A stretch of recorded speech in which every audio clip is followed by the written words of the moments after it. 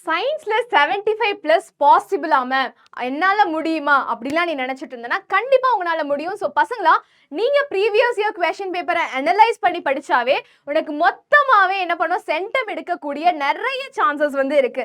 But ஆனா centum பாசிபிளா ma'am, என்னன்னாலுமே நான் கேட்டவங்க எல்லாருமே எனக்கு 95, 98, 99 தான் வருது, என்னால 100 வந்து பப்ளிக் எக்ஸாம்ல ஸ்கோர் பண்ணவே முடியல அப்படி நிறைய பேர் சொல்லியிருக்காங்க அப்படின்னு நீங்க நினைச்சீங்கன்னா எஸ், அது மாதிரி நிறைய பேர் சொல்லியிருப்பாங்க. ஏன்னா அவங்க ப்ராப்பர் ஸ்ட்ராட்டஜி யூஸ் பண்ணல.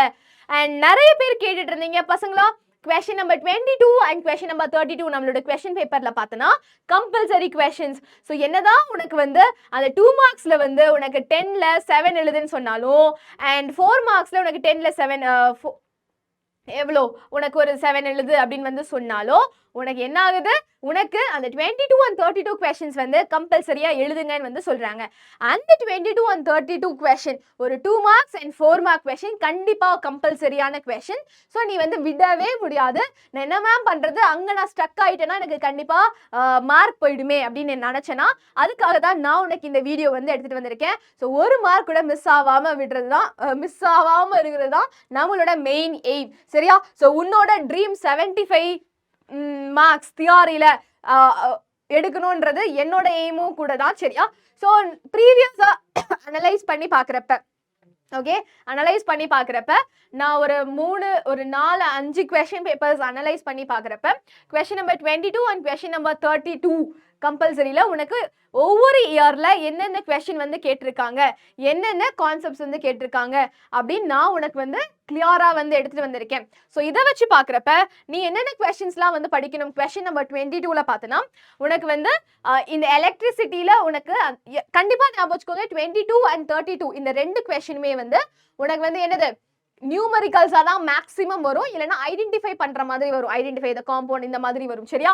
ஸோ 22 கொஸ்டின்ல பார்த்தோம்னா 2 மார்க்ஸ் கொஸ்டின்ல குட்டி குட்டி ப்ராப்ளம்ஸ் வந்து கேட்டிருக்காங்க. எலக்ட்ரிசிட்டி ப்ராப்ளம்ஸ், மயோபியா ஹைப்பர்மெட்ரோபியா அந்த ப்ராப்ளம், என்ன லென்ஸ் யூஸ் பண்ணி நம்ம கரெக்ட் பண்ணலாம், அண்ட் அதே மாதிரி அதுக்கு என்ன சொல்யூஷன் கொடுக்கலாம், பவர் கண்டுபிடிக்கிறது, அந்த மாதிரி ப்ராப்ளம்ஸ் கேட்பாங்க. அண்ட் அதே மாதிரி உனக்கு நியூக்ளியர் ஃபிஷன் ஃபியூஷன்லேருந்து ப்ராப்ளம்ஸ் கேட்டிருக்காங்க. மாஸ் டிஃபெக்ட் கண்டுபிடிக்க சொல்லியிருக்காங்க. And next pH, POH calculation, concentration calculation இதெல்லாம் வந்து கேட்டிருக்காங்க. இதெல்லாம் பார்த்துக்கோங்க. And next mass percentage, volume பர்சன்டேஜ்லேருந்து உனக்கு வந்து கேட்டிருக்காங்க. ஸோ அதனால தான் எல்லாரும் என்ன சொல்றாங்க, நியூமரிக்கல்ஸ் ஸ்கிப் பண்ணாதீங்க, ஹார்ட்ஸ் கொஸ்டினை ஸ்கிப் பண்ணுறாதீங்க. ஏன் சொல்றாங்கன்னா பிகாஸ் 22 and 32 கொஸ்டின் மெயினாக நீ வந்து அதை விட்டு வந்திருப்ப, நீ வந்து வெறும் ஈஸியான கான்செப்ட்ஸ் தான் படிச்சுட்டு வந்திருப்பேன்னு நம்ம டீச்சர்ஸ்க்கு தெரியும். ஸோ அவங்க அதனால தான் என்ன பண்ணுறாங்க, இந்த 22 and 32 நியூமரிக்கல் அண்ட் ஆர்ட்ஸ் கொஸ்டின்ஸை மெயினாக வந்து இதில் போட்டுறாங்க. ஓகே, ஸோ அப்போ நம்ம கொஸ்டின் நம்பர் 32 என்னது, கொஸ்டின் நம்பர் 32ல நம்ம என்ன மேம் படிக்கணும் அப்படின்னு பார்த்தோன்னா கொஞ்சம் தியரி பேஸ்டு கொஸ்டின்ஸும் இதில் வந்து வரலாம். For example nuclear fission and ஃபியூஷனோட ஃபீச்சர்ஸ் வந்து கேட்குறாங்க.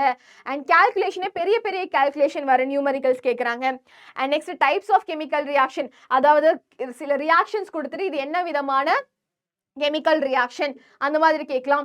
அண்ட் ஒரு கொஸ்டின்ல வந்து உனக்கு ஒரு காம்பவுண்ட், இந்த காம்பவுண்டை ஹீட் பண்ணோம்னா இந்த காம்பவுண்ட் இந்த கேஸ் வந்து ஃபார்ம் ஆகுது, அந்த கேஸை நம்ம சொல்யூஷன்ல பாஸ் பண்றப்ப இந்த ஆசிட் ஃபார்ம் ஆகுது, identify A, B and C இந்த மாதிரி கேட்கலாம். And mass percentage, volume percentage and number of moles calculation இது எல்லாமே டிஃப்ரெண்டாக கேட்கலாம். ரியாக்ஷன் கொடுத்துட்டு இதுல இந்த காம்பவுண்டோட நம்பர் ஆஃப் மோல்ஸ் என்ன, இதோட மாலிகுலர் மாஸ் என்ன, கிராம் மாலிகுலர் மாஸ் என்ன, இந்த மாதிரி உனக்கு கேட்குறாங்க. And number of moles calculation சொல்லிட்டேன். டாப்லர் எஃபெக்ட் நியூமரிக்கல்ஸ் வந்து கேட்குறாங்க. சரியா? ஸோ இப்போதைக்கு நீங்க இது எல்லாத்தையுமே கான்சென்ட்ரேட் பண்ணாவே கண்டிப்பா உனக்கு வந்து அந்த 22 and 32 கம்பல்சரி கொஸ்டினை நீ வந்து என்ன பண்ணிடலாம், சூப்பராகவே ஆன்சர் பண்ணிடலாம். அண்ட் பசங்களா இதை வந்து நீ ஸ்கிப் பண்ணிடாத. தெரியலனா கூட நான் ஒரு இம்பார்ட்டன்ட் விஷயம் சொல்றேன், நீ வந்து ஸ்கிப் பண்ணிடாத. உனக்கு தெரிஞ்ச விஷயத்தை நீ வந்து இதுல எழுதிட்டு வந்துட்டு. சரியா? ஸோ நியூக்ளியர் எனக்கு மேம் எனக்கு வந்து இந்த ப்ராப்ளம் எனக்கு நியூமரிக்கல் கடைசி ஆன்சர் வரல, எல்லா ஸ்டெப்பையும் நீ என்னென்னலாம் சால்வ் பண்ணியோ அதெல்லாம் வந்து ஃபுல்லா நீ எக்ஸ்பிளைன் பண்ணாவே அட்லீஸ்ட் அந்த ஸ்டெப்புக்கு உனக்கு மார்க் இருக்கு, கடைசி ஆன்சர் உனக்கு வரலனாலும் சில மார்க்ஸ் இருக்கு. ஸோ கண்டிப்பா ஸ்கிப் பண்ணிடாதீங்க. சரியா? ஸோ இது வந்து உனக்கு ரொம்பவே இம்பார்ட்டன்ட் ஃபீல் ஆகும்னு நினைக்கிறேன். இதே மாதிரி மேம் எனக்கு இம்பார்ட்டன்ட் 2 மார்க்ஸ் வேணும், important 8 marks question 7 marks question தனித்தனியா கொடுங்க அப்படின்னா கமெண்ட் செக்ஷன்ல வந்து சொல்லுங்க. அண்ட் இந்த வீடியோ உனக்கு யூஸ்ஃபுல்லா இருந்துச்சுன்னா yes ma'am it is useful, நான் கண்டிப்பா படிக்க ஆரம்பிக்கிறேன்னு சொல்லுங்க. ஆல் தி வெரி பெஸ்ட் பசங்களா.